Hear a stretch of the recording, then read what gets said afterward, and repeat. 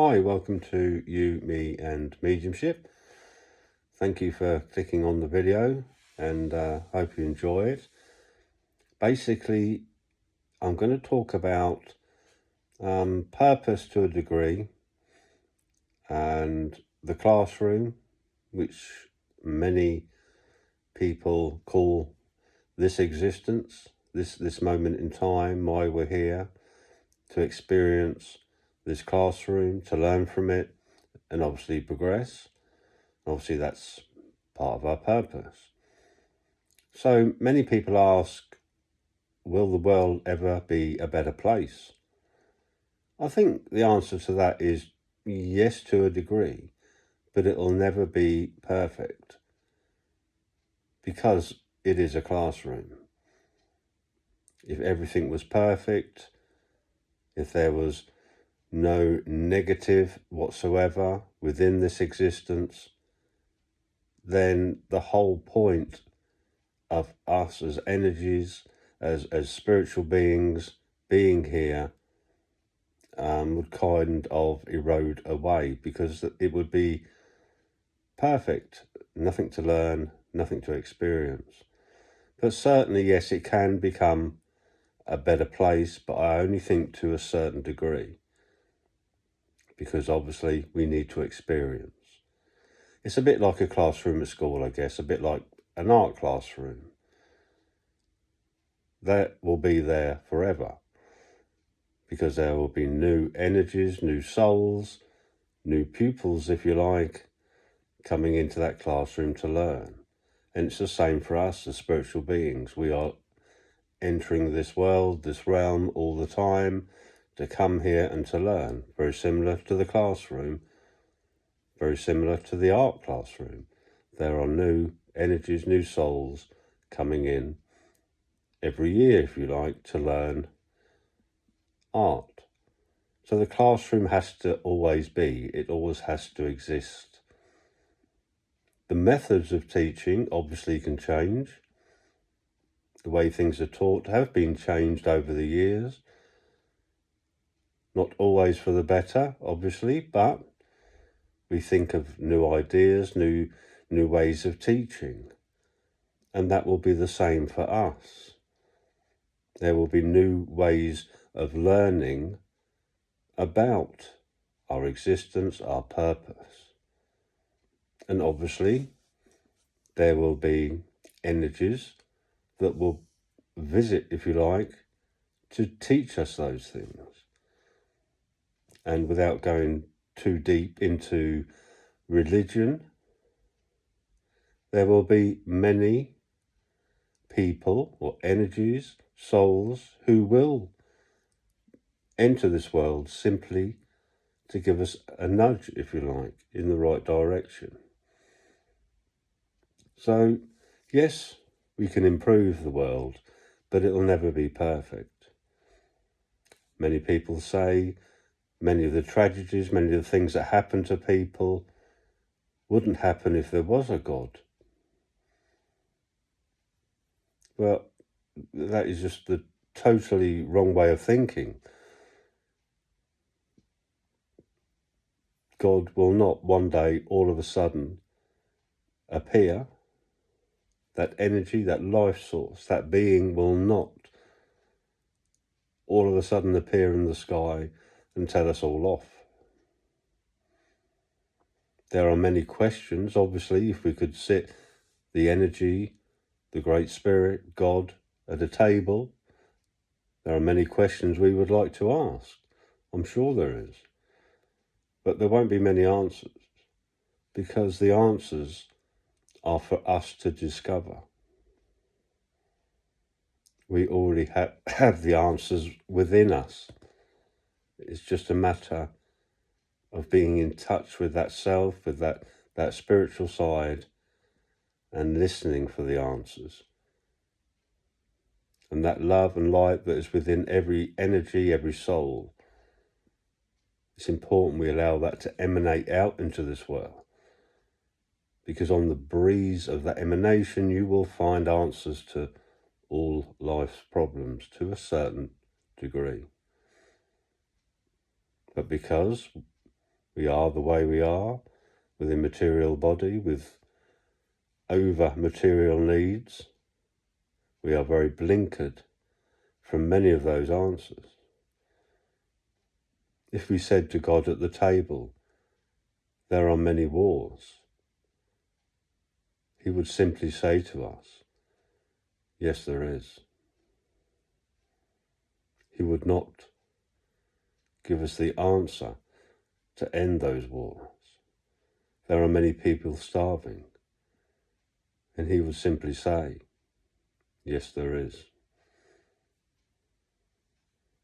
Because we know as spiritual beings, there is an answer to end those wars, to end starvation. There is enough wealth in this world, and there's enough land in this world, there's enough labour in this world to solve that problem. But we simply don't do it because we are too busy looking after ourselves. There are many good people who work very hard, obviously for charities and things, who do an awful lot of good. But simply not enough to end those problems.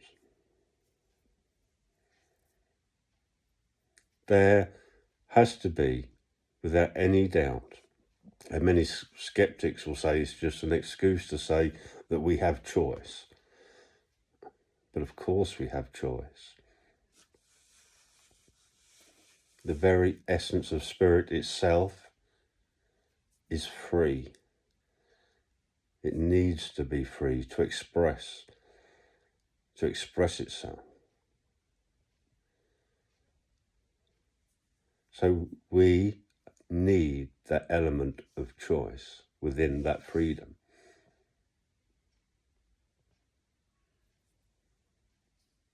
So many make bad choices. And it gets mentioned about karma. There are people who continually make bad choices and cause suffering to other people. Yet they have those big mansions, those brand new cars and everything they want in life. But just because we do not see that karma manifest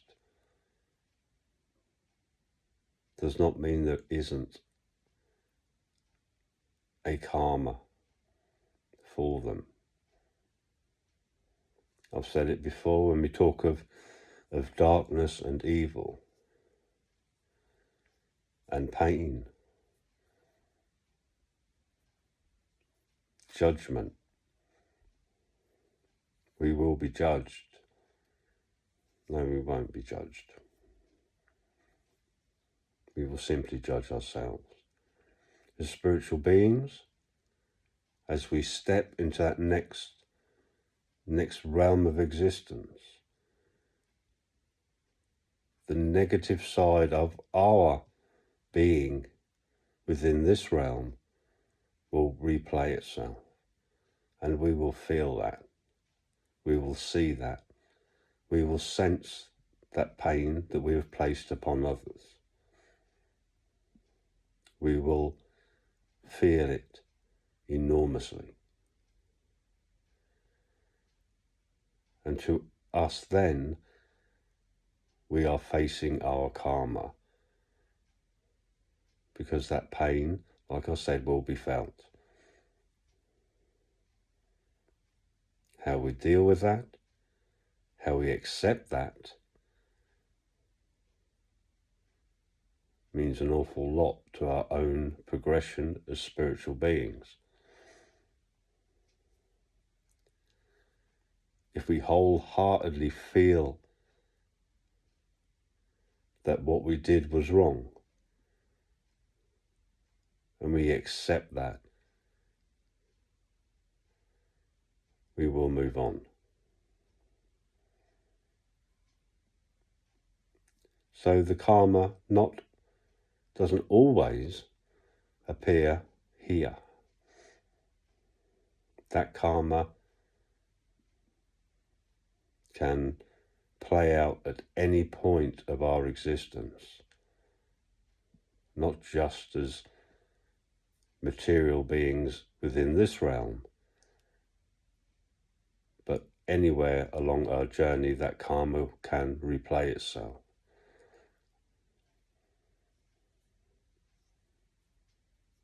It's all too easy to think many people get away with many things, but that is not the case, not at all.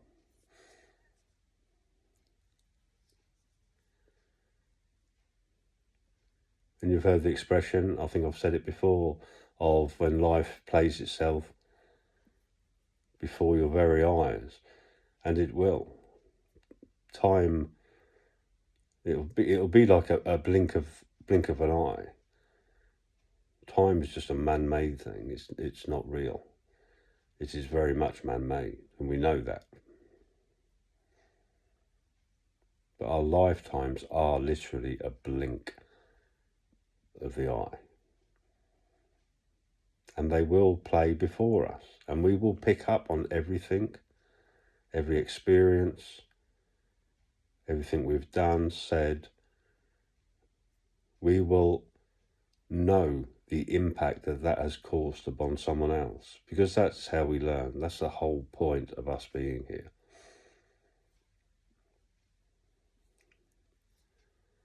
So when we pass into that next realm, and the way we describe that, the next realm, like it's up the road somewhere, a million miles from here on another planet or whatever, it isn't. The next realm itself, the very existence of spirit,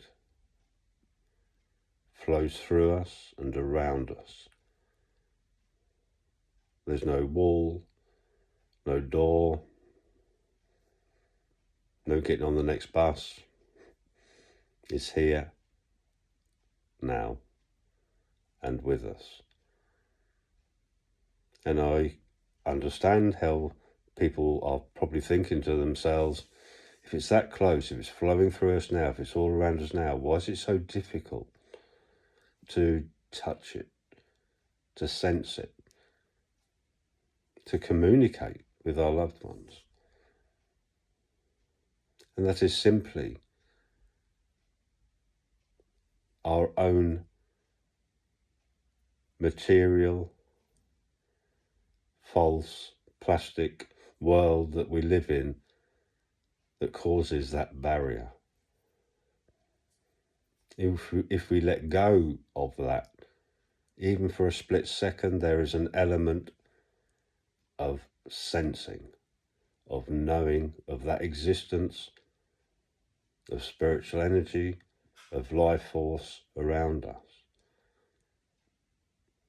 The thing that we find difficult, because we are so programmed into this life that we live, what makes it so difficult is just letting go for that split second and allowing that emergence of energy from around us, allowing that to be within us and merge with us, our own spiritual selves.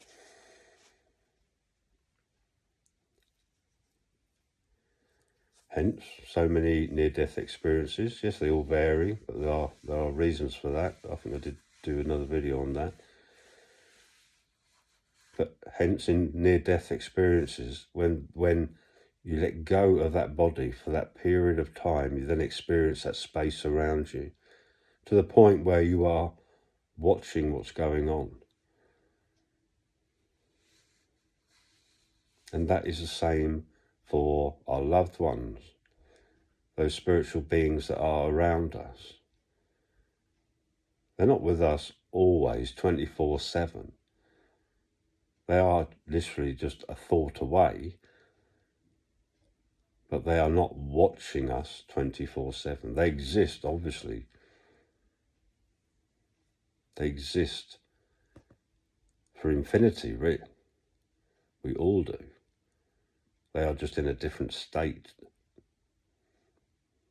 And if you're in America, I don't mean in a different state, I mean in a different form, if you like. They are energy. We are material expressing that energy. So we have that kind of hindrance, if you like, that kind of block. So our classroom has flowing through it truth, the correct way of learning.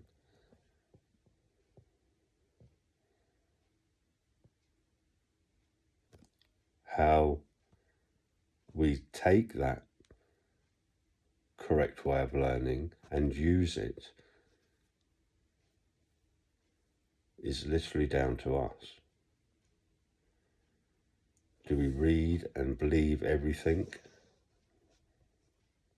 that other people say, their perception of things? Do we take all that in? Do we learn like that? Is that how we do it? Sometimes the simplest way is just to take a step back. Sit in that silence and ask the question. You'll be amazed at what answers sometimes even they will come through to you as a gut feeling. You will know what is right. And you know that from life's experience that you've already been through. You know when you've done something that's wrong because you've felt that it's wrong. It's whether you've got the strength to stop doing it and do the right thing. So you need to find that strength. Same in the classroom.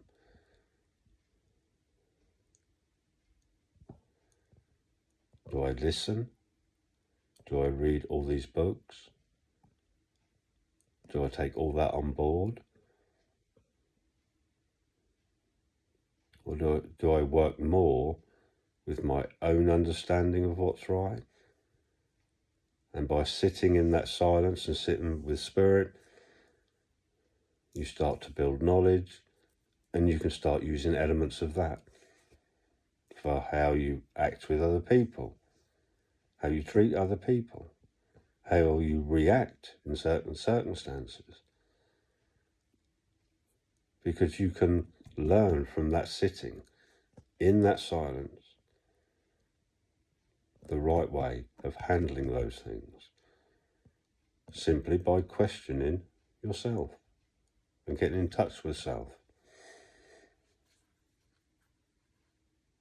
So as mediums, we are looking for communication. So when we sit for spirit,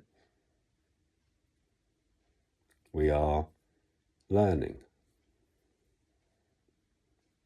We are learning to let go to a point where the emergence of those energies take place. And if we're very good, extremely good, and the energies that work with us can draw close enough, then we can get to the point of trance, where the purest part of ourselves and that of spirit merge to the point where they can and do speak through us.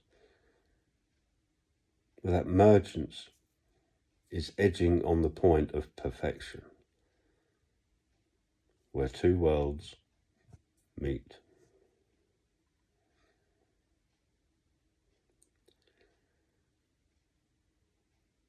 Mediumship, to a degree, is like standing either side of a river. We stand one side, the spirit's the other side. And we're kind of yelling and waving at each other. But we can pick up some of the conversation, some of the things they are trying to tell us, and we can pass that information on as evidence, as messages. And our job is to create the silence so that we can hear better, see better. So we slow down the vibration of spirit on one side of the river. Well, we don't slow it down, they do. And we heighten our vibration and push our energy outwardly. We don't imagine we're doing that. That's a big no-no in my book. But we open our hearts and allow that light to expand naturally. With the right intent, with the open heart, that is your expansion, and spirit will work with it. So yeah, we're standing either side of that river and we're getting bits of information coming through. It's great. I know earlier I explained that spirit is everywhere and flows through us. But that river, if you imagine that as our body, as our minds, as our material selves, that is that little barrier that hinders that experience of communication with spirit. The more we learn to let go of that barrier, expand out from it, we turn the river into a stream and we can hear better because the distance between us is not as vast.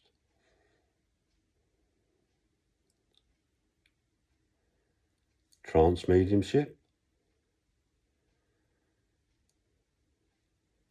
that stream becomes simply a puddle, a drip from a tap. The mergence of the energies, there's no barrier. That mergence of self with that mergence of the energy of spirit is so close to perfection that we become one. And spirit use our bodies and are able to communicate through us.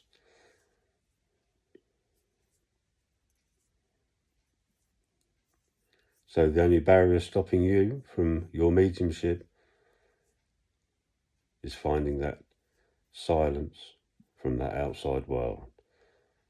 And by doing so, engaging with self and working with self without all that baggage. So the more you sit, the more you learn. And spirit will heal whilst you're sitting.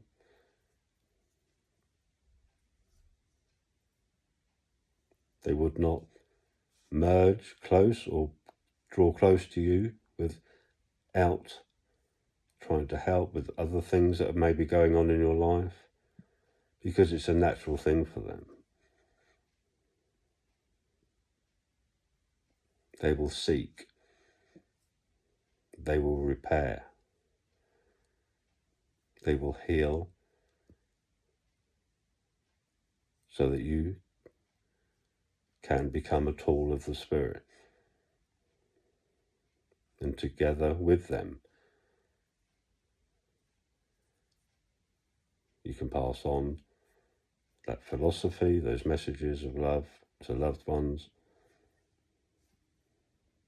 and any other purpose that they feel necessary, whatever field they feel that you may be good at, they will help you develop and work in that field. So spirit is not a million miles away.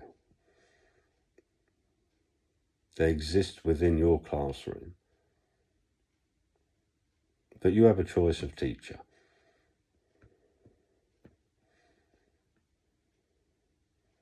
Do you learn from others, their experiences of past, their perceptions of past, and simply shadow them? Or do you choose that teacher that's within you, that energy that is within you? Listen to self, listen to spirit, and you'll learn an awful lot. Take care, have a lovely evening. Pop over to Patreon if you like, and have a look on there. I'll put the link in the description. And take a look, simply take a look. I do teach, I do guide.